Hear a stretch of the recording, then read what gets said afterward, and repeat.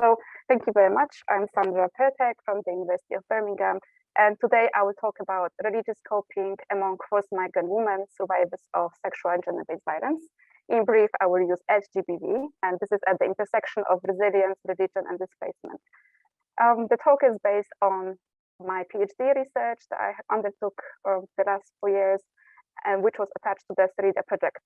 And I dedicate this presentation to displaced women I met in Turkey and Tunisia, who shared with me their journeys beyond the physical dimension, extending to their spiritual work. Most visuals in this presentation came from fieldwork and from women themselves, who shared with me pictures that inspired their strength. And just before I begin, I would like to contextualize my talk, given these 4 numbers. So we know there are among some 82 million forcibly displaced people, plus 12 million recently displaced Ukrainians. Many of those displaced people experience continued SGBV. Studies show an increasing exposure to violence alongside the length of forced migration.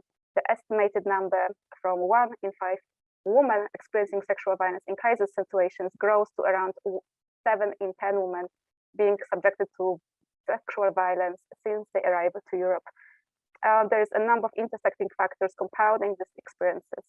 And to cope against SGBV, often without any support, displaced women rely on their inherent coping, drawing from the intersecting identities. And religion is one of those identities which has emerged in my study as a primary source of displaced women's fortitude. And religion, so far in the studies, we may say, has been quite overlooked category in intersectionality and resilience studies, despite the fact that, well, globally around 8 in 10 people have still identify with a religious affiliation. And we know that based on previous research that religion-based spirituality enables resilience and positive adjustments, but in some conditions, this can be associated with psychological distress.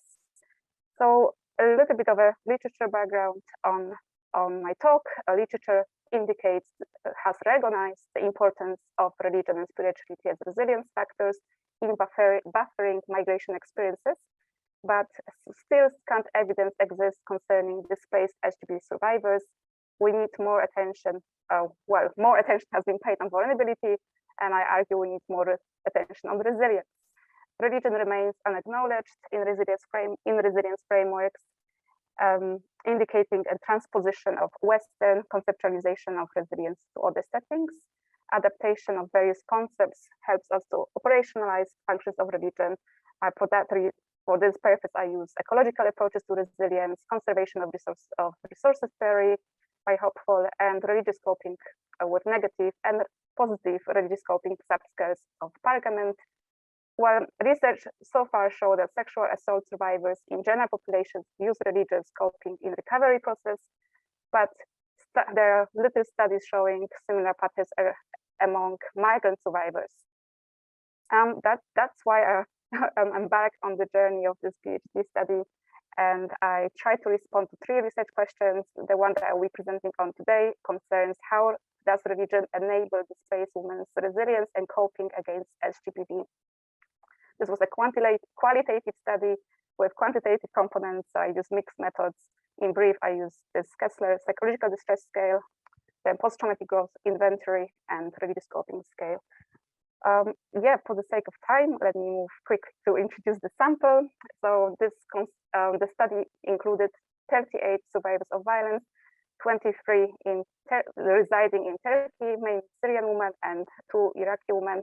There were also 15 women from 10 African nationalities whom I met in Tunisia, in Medellin. Most of them, there were 27 Muslim and 11 Christians. All of them were subjected to different forms of violence, and they all reported, dominant majority reported severe psychological distress in the Kessler scale. Yeah, that's a little background. And now I'll go to the results and a little discussion of what I found. So across the journeys and the ruptures in socioecology of survivors, loss of resources and relatives, witnessing lots of traumatic events, religious coping emerged as a primary and available coping mechanism. as survivors fortify their resilience by drawing upon their spiritual capital and personal religious resources, which they aim to preserve in the journeys across time and space.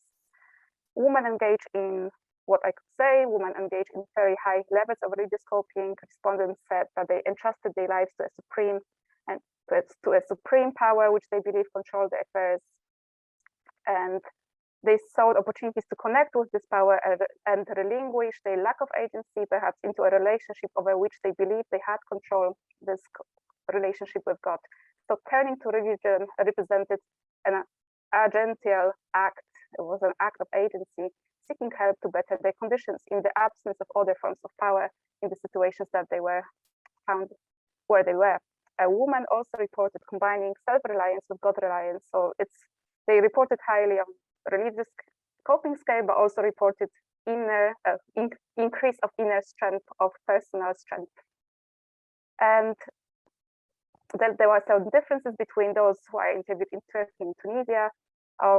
Mainly the Levantine, the Syrian and Iraqi and Muslim respondents from both countries scored generally a bit higher in the positive religious coping and post-traumatic growth, and lower in the negative religious coping subscale than the sub-Saharan and Christian respondents, indicating that their geographical and cultural context and perhaps identification with religious majority in country of refuge affected their coping and the stress levels.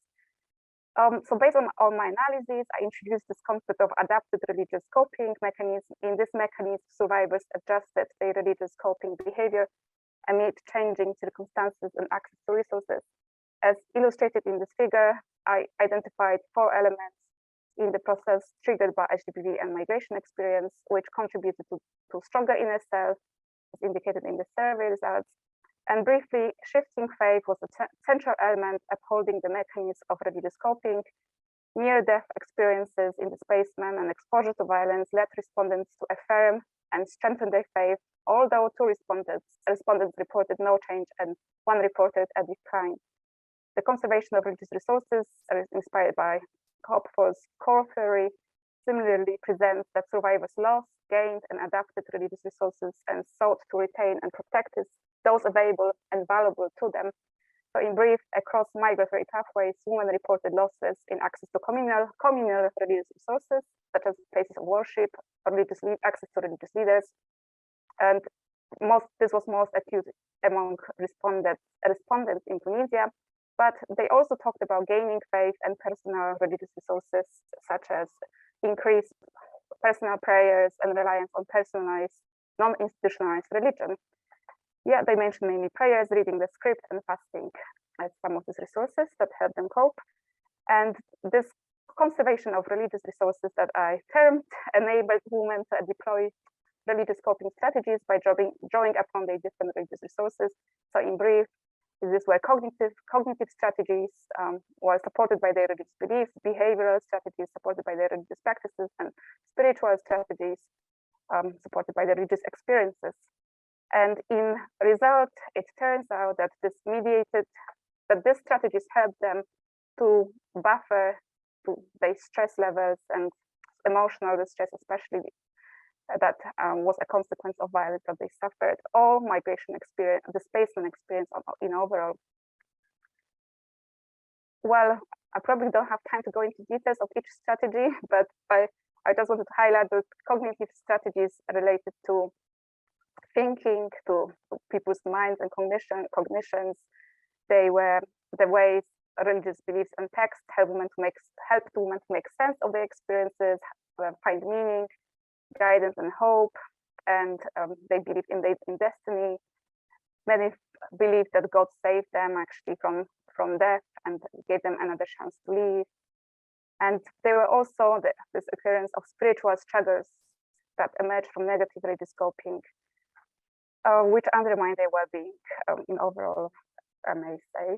Okay, the other strategy, behavioral adapted religious coping, well, was about doing things by their body, so many prayers and different religious rituals that they done, like the beat prayers that they hear in Arabic.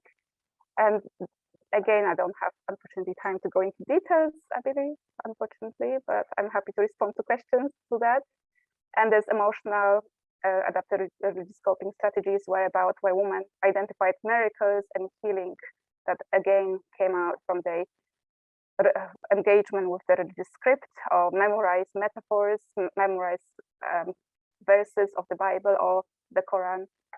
And in some instances, it even prevented some from suicide among three respondents. Again, I need to move forward. So in conclusion, if I may, so women narratives of religious coping affirmed the role of faith and religion in supporting them emotionally, mentally, and spiritually. However, despite reporting these buffering effects of religion on their mental health, they exhibited both high levels of religious coping and psychological distress at the same time, while indicating this complex relationship between mental health and displacement. And the way I conceptualize it, that daily stresses have mediated the relationship between religious coping and mental health. In a nutshell, findings are consistent with wider literature on migrant resilience and with some literature on coping of LGBT survivors in general populations. But what is distinct is that I see displaced survivors' religious coping strategies protected, perhaps acted as protective factors in the SGBV and post-migration experience. And there's this important point I hope that I'm making, is that the ecological understanding of resilience extends to the transcendent realm, where people were trying to reach out in absence of other social networks that were reaching out to the invisible world. Yeah. And some findings are discordant with evidence from non-migrant contexts, which associate positive religious coping with positive mental health. This is a bit different in this study.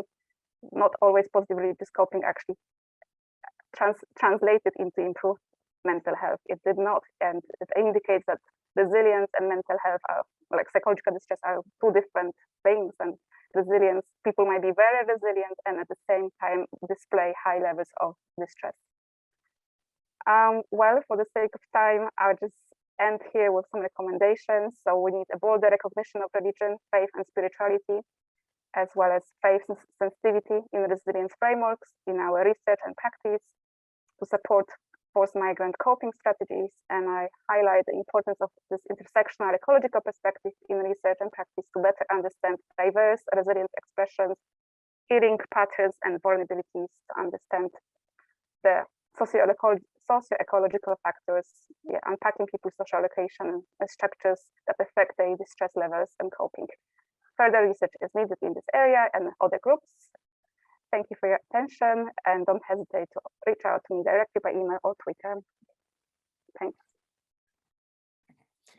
So my name is Janine, and I'm about to present on violence against forced migrant women. And before I do so, I just want to start by acknowledging that the data I'm about to present was collected on the country we now call Australia, on the continent we now call Australia, on stolen land of Wurundjeri people of the Kulin Nations. And I think when we're talking about place, it's really important to acknowledge that state-sanctioned violence that's perpetrated against forced migrant women on the Australian settler colony is underpinned by the same system of racism that is violent towards Indigenous women, and that settler colonialism is one of the most, if not the most, horrific forms of gendered violence. So I've divided my presentation into 4 sections. I'll start with a bit of a background context, then I'll get on to the methods, some key findings, and key takeaways. So as was alluded to by Hannah and by Maya, violence can be characterized as having 3 overarching forms that are intersecting yet distinct: structural, symbolic, and interpersonal. So structural forms of violence are forms of violence that are built into the fabric of society, and they're upheld by institutions that create and maintain inequalities between and within social groups. Structural violence results in differential access to information, resources, voice, agency, and representation.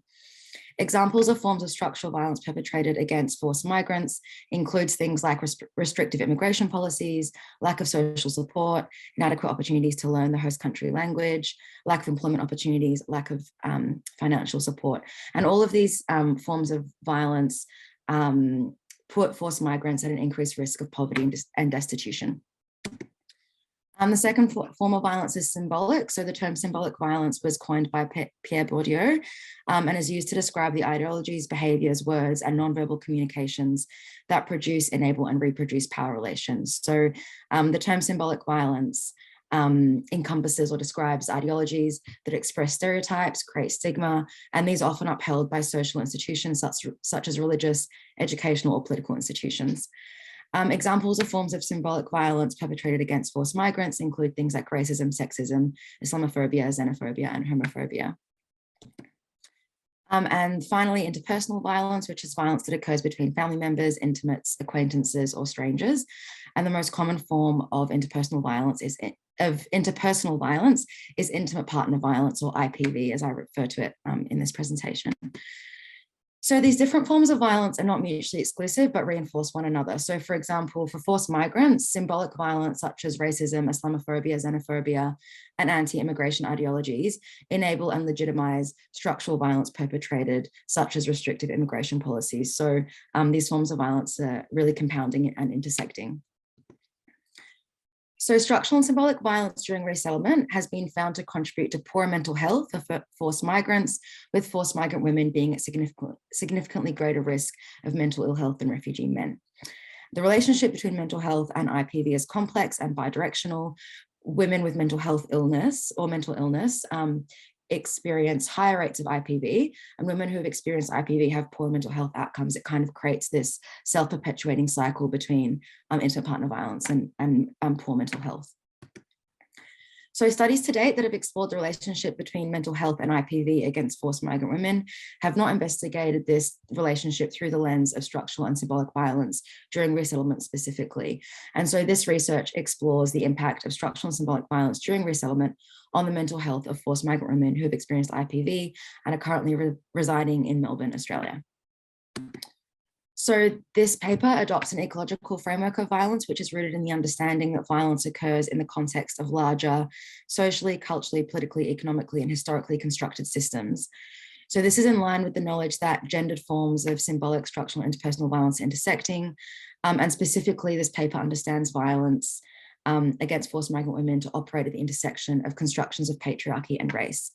So structurally, patriarchy organizes social institutions and relationships within a hierarchy that enables men to maintain positions of power, and constructions of race organize institutions and relationships in a hierarchy that enables white domination and power.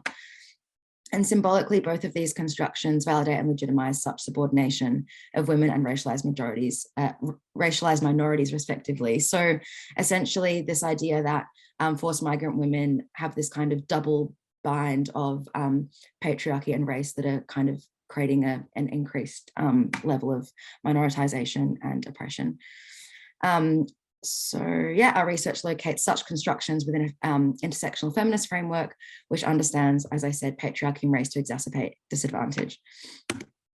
So the research adopted qualitative methods. I conducted workshops and in-depth interviews with forced migrant women, and these were all done in Arabic. I also conducted in-depth interviews with mental health service providers that were done in English. And then data that was generated included my field journal, which I kept, transcripts from the interviews and from the workshops, and artifacts. So as part of the workshops, we had worksheets that were also in Arabic, and women would fill those out in groups during the workshop, and they were then used as data as well. And all of these were analysed using thematic analysis. The qualitative methods used for this paper are a subset of a broader project. So this was my master's thesis, which was part of a broader project that explored the role of multicultural and settlement services in supporting women experiencing violence in Australia between 2018 and mid-2019. So there are 4 key findings of this research. The first is that women regularly focused on experiences of structural violence during the interviews and the workshops, and all women described experiences of structural violence during resettlement. So these forms of structural violence include unemployment, lack of access to secure housing, precarious visa status, financial hardship, among many others. 3 examples illustrated in these quotes. So the first one is represents financial hardship. The second is lack of access to sufficient English classes and sufficient access to interpreters.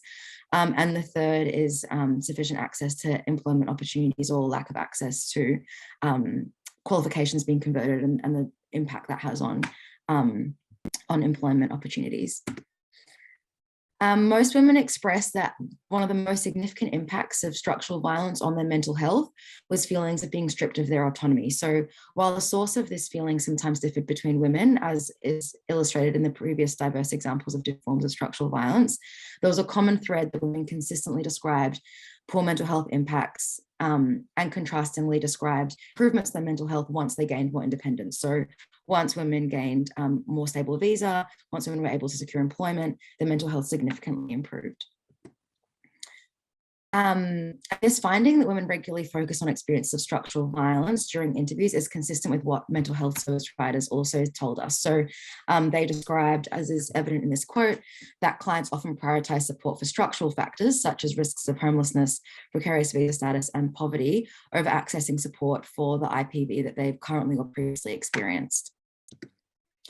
The second key finding is that many women mentioned incidents of intersecting forms of violence during the same anecdote, suggesting that they not only occur simultaneously, but that women are consciously or subconsciously aware of the interconnected forms of these, interconnected nature of these forms of violence. So in the first quote, an interview participant articulated how, due to structural factors outside of the home, which is unemployment, her husband tried to exert control inside the home through perpetrating IPV, and that this was underpinned by symbolic patriarchal norms and expectations. So really showing the intersection of all three forms of violence. In the second quote, a workshop participant articulated how symbolic norms can increase the risk of interpersonal violence against women, despite experiences of structural violence, in this case unemployment, being shared among men and women. So despite the fact that structural violence might in some cases equally occur against men and women, the symbolic forms of patriarchy and masculinities put women at greater risk of IPV and as a result of that than men. The third finding is that structural and symbolic violence can enable IPV. So many women describe situations in which forms of structural factors provided perpetrators with more avenues to perpetrate IPV. So this was enabled by structural differences that created and maintained power imbalances. So common things that I heard was women on refugee visas while their husbands were citizens or permanent residents, and how that created a power imbalance. And, you know, some women had little grasp of the English language while their partners were fluent in the English language, and how that created a power imbalance as well. So perpetrators were thus able to take advantage of this power dynamic to prevent women from seeking support services, which further exacerbated structural violence. So in the first quote here, an interview participant describes having information withheld from her husband, who was an Australian citizen, born and raised in Australia. So had a solid understanding of the service delivery system that she didn't have. And in the second quote, a workshop participant described how differing levels of fluency in the English language can create a power dynamic between the perpetrator and survivor that can be used to perpetrate IPV. And in this example specifically, how the police, so a structural kind of institutional player, also enabled this violence to be further perpetrated. So many refugee women described improvements in their mental health when they left controlling relationships and gained independence. This is the fourth finding. For example, in this quote, an interview participant speaks about improvements in her mental health upon leaving a violent relationship. But at the same time, many women who left abusive relationships also described an increase in structural and symbolic violence upon leaving the relationship and the negative impacts this had on their mental health. So in this first quote, a woman provides an example of structural violence upon leaving the relationship. And the second quote is an example of symbolic violence, so stigma around divorce and how that increased once she left a violent relationship. And what this shows us is that the violence perpetrated against forced migrant women doesn't necessarily decrease when they leave violent relationships. The nature and the perpetrator of the violence just changes. So my research shows that different forms of violence create intersecting and compounding harm to the mental health of forced migrant women. What this means for policy and practice is that our approaches should take into account the three different forms of intersecting violence. First of all, service providers and policymakers must acknowledge how the resettlement context exacerbates the mental ill health causes and consequences for all forced migrants, but particularly those who've experienced IPV, and the ways that government and non-government institutions can cause, reinforce, and exacerbate such harms. But recognition, as we all know, is not enough. They also must use this knowledge to develop cross-sector and cross-government policy and practice reforms that address structural, symbolic, and interpersonal forms of violence in a holistic way. Thank you. This is Hazel Barrett, and Helen and I will be presenting to you today some of the results and findings from a British Academy Leverhulme funded research project that we undertook just before COVID in 2018 to 19. This was a research project which was focusing on the health and justice service responses to South Sudanese refugees living in refugee settlements in northern Uganda. In this paper, we will be presenting and focusing on the health impacts and the service responses to survivors of SGBV and torture currently, or who were living in northern Ugandan refugee settlements just before COVID. Next slide, please. The conflict in South Sudan has resulted in very, very large numbers of refugees crossing the border into Uganda, and most, if not all, of those refugees have suffered some form of SGBV or torture.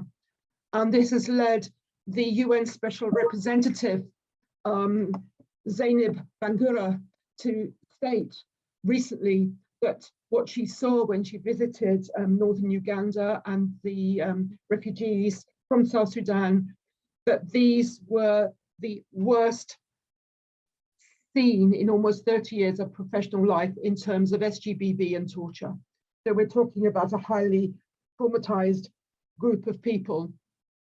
Currently, there are about 1.4 million refugees from South Sudan living in settlements in northern Uganda, although there have for many years now been movements of people across that border. The majority of these refugees came through the border in 2016 when the violence in South Sudan reached a crescendo. The Ugandan government was very welcoming of these refugees and allowed them in en masse and gave them sanctuary. And we haven't got the time now to say so much, but we have publications on this if anybody is interested. But what we did find was that despite the fact that there is the Refugees Act of 2006, the Refugees Regulations of 2010, that encouraged integrated service provision for these refugees, there was no or very little research done to see if these provisions were being useful for this particular group of refugees, in particular male survivors of SGBV and torture.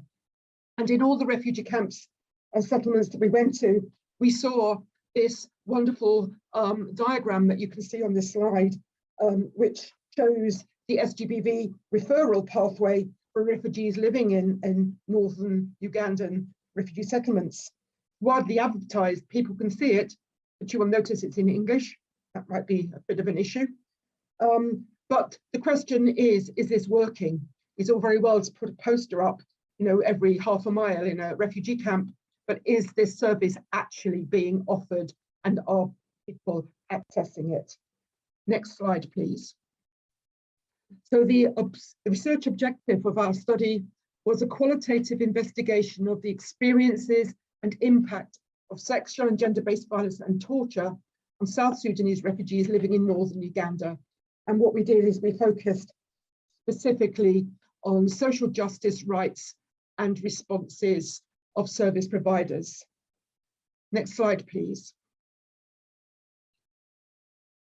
We undertook the data collection in May through to June 2018, and we actually returned in 2019 to do some follow-up work.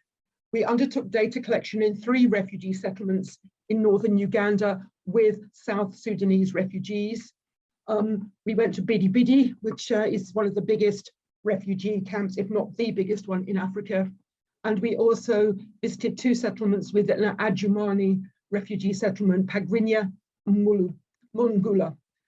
So we visited 3 different contrasting refugee settlements. We undertook narrative interviews of 20 men and 31 women survivors of SGBV and or torture all 18 years or over. But we also undertook 32 key stakeholder interviews so that we could triangulate the results that were coming up. And we analysed the data using thematic analysis. Next slide, please. What we found, as it was not surprising from the last two papers that we've heard, is that there were very complex experiences and outcomes from the experiences of these refugees. And there are very complex relationships between their physical, psychological, social, cultural, as well as justice and human rights impacts on them. And if you like, this is demonstrated here by a quote from an 18-year-old woman refugee who had been gang raped on her way into into northern Uganda. And here you can see that whilst there is clearly physical impacts, there are also psychological impacts, and the impact will be for her lifetime, particularly because every time she looks at her baby, it will give her flashbacks as to what had happened in the conception of that child. And next slide. One of the things that came up over and over again was the abuse. Many of them felt unable to talk about this abuse, but I have to say opened up to us, particularly the men who said that when they were talking to us, it was the first time that they had ever talked about the torture and the sexual abuse that they had suffered. All of them talked about their issues that they had suffered in South Sudan. We found that all of those who had been subjected to torture had been subjected to torture in South Sudan and on the journey to the border with Uganda. But most of the women were saying that the sexual and gender-based violence and domestic violence continued when they arrived in northern Uganda. So what we have here is a very complex picture. And one of the things that was coming up over and again is this threats and violence and lack of security, which a lot of these refugees felt. And here there's a quote from a male refugee who I'll just read it out because I think it just says everything about the complexity of these issues. I'm not so happy here, that is in northern Uganda, because I have passed through some difficult issues after I came from Sudan. I have been tortured. I have been put in prison over 4 to 5 times when I was in Sudan. But when I got to Uganda, also the same incident followed me. They were sent from South Sudan to follow me here in the camp. And they told me that if they got me here, they would return me back to South Sudan. If I resist, they would have to do away with me.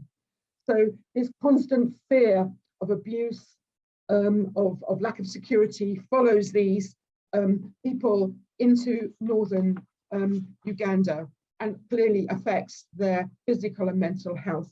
I'm going to pass you on to Helen, who's going to go through now some of the results of the health impacts and especially the access to the psychological health services of those 3 refugee settlements. Thanks, Hazel. Next slide, please. So for those we interviewed, they're doing their best in terms of a very under-resourced and extremely challenging situation, as Hazel has briefly outlined.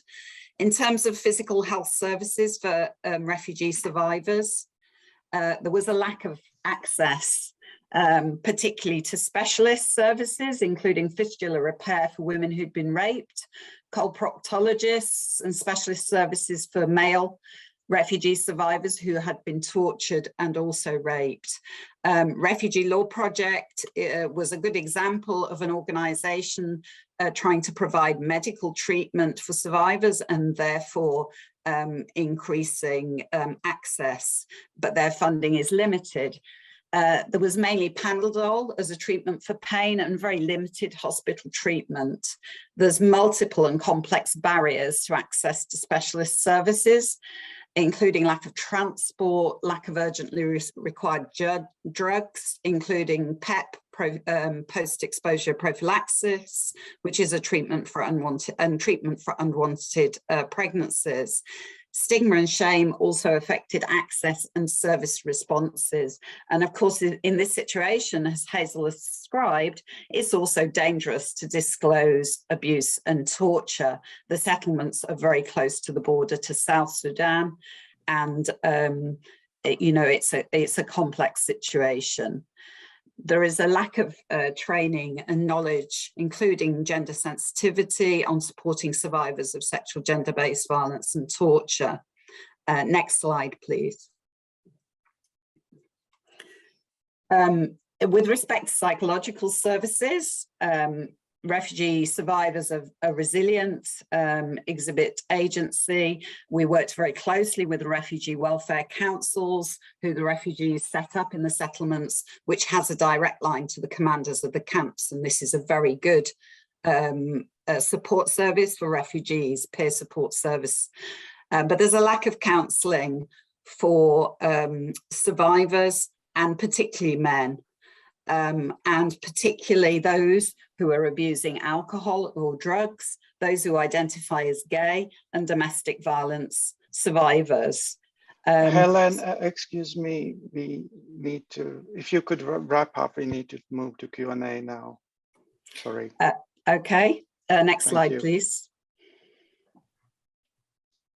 Next slide. So I think if we can't go through these slides, I'll move to slide 10 and conclude. So all the refugees valued the opportunity to narrate the human rights abuses they'd suffered. No refugees we interviewed reported getting justice. We recommend a need for an integrated approach that's culturally and gender sensitive, listens to and engages refugees to support their dignity and increase their resilience, and actively engages refugees through combines physical and psychological health responses, including social enterprises. And you'll see the picture there of social enterprises projects that we also set up with the same refugee survivors we interviewed. There's a link there to the UNHCR link, who cited it as a model of good practice using our integrative model. Next slide, please. This is my final slide.